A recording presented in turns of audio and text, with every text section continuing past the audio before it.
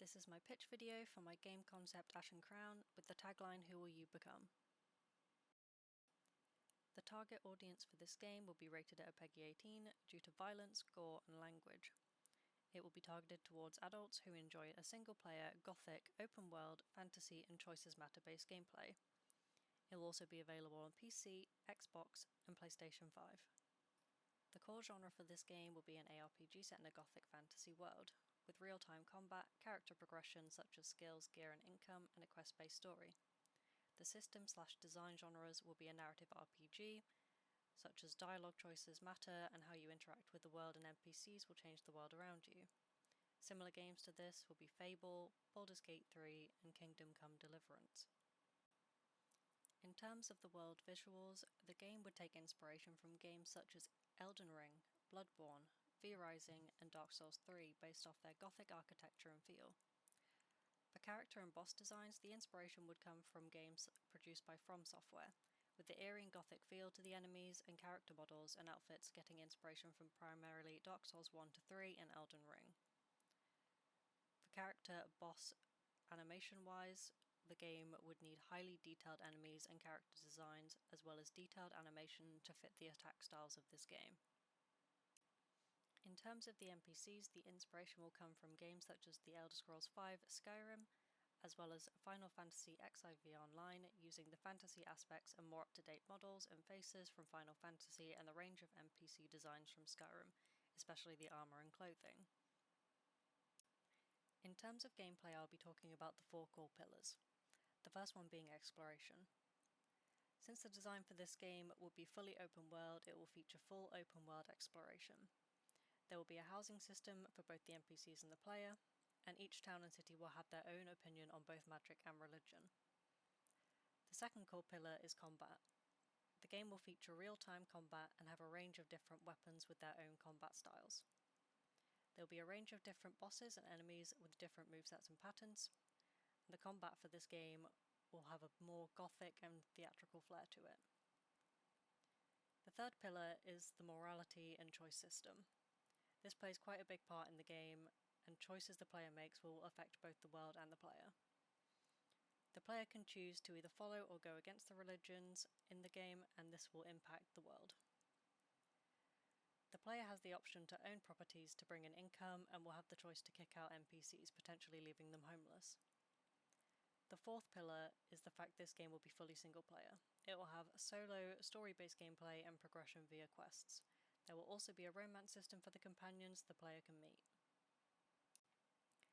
In terms of narrative, the game will be set in a fantasy, gothic-looking world called Gravenwood where one religion is fading.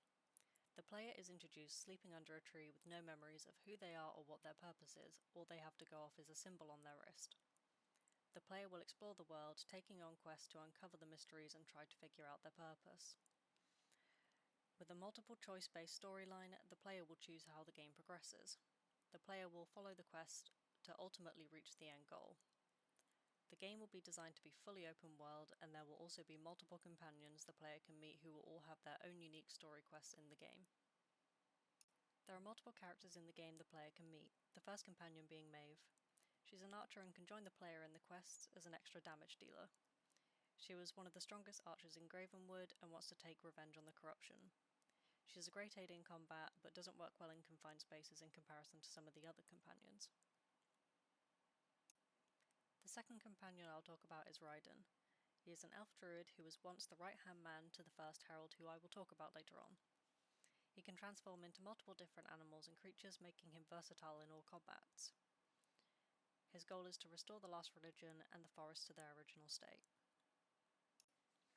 Another companion the player can meet is Valor. He was a knight who was hired by the churches to fight back the new religion that's causing the corruption. Unfortunately, his squad got destroyed whilst fighting it, and only he managed to escape. This still affects him to this day through memories and the scars he suffered during the fight, which also caused him to go blind in one eye. The corruption seeped into him through his wounds, making it so the closer to any corruption he gets, the more he is affected.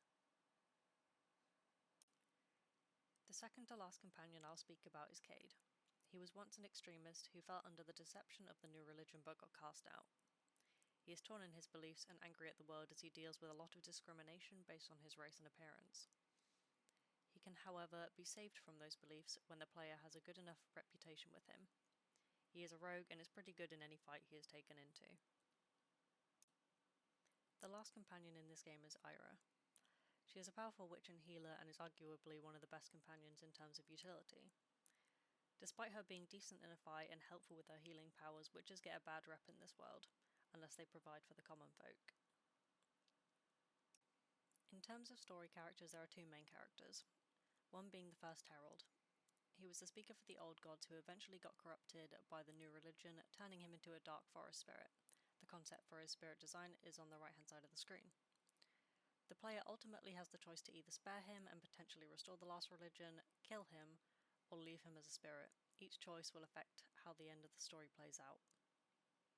The second main story character is also the main boss of this game. His name is Seroth and is the embodiment of the dark religion.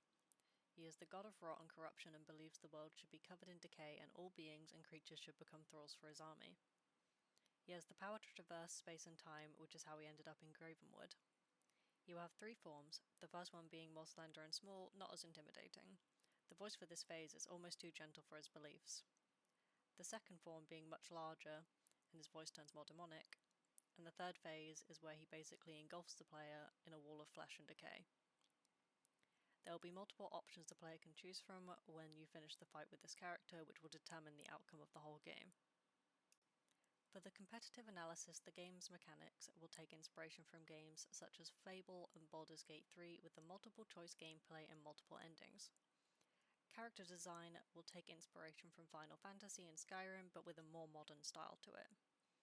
Whilst these are big games on the market, I believe this game's gothic-style fantasy setting, along with the bosses, characters, companions, and the fighting mechanics, will allow it to stand out against competitors.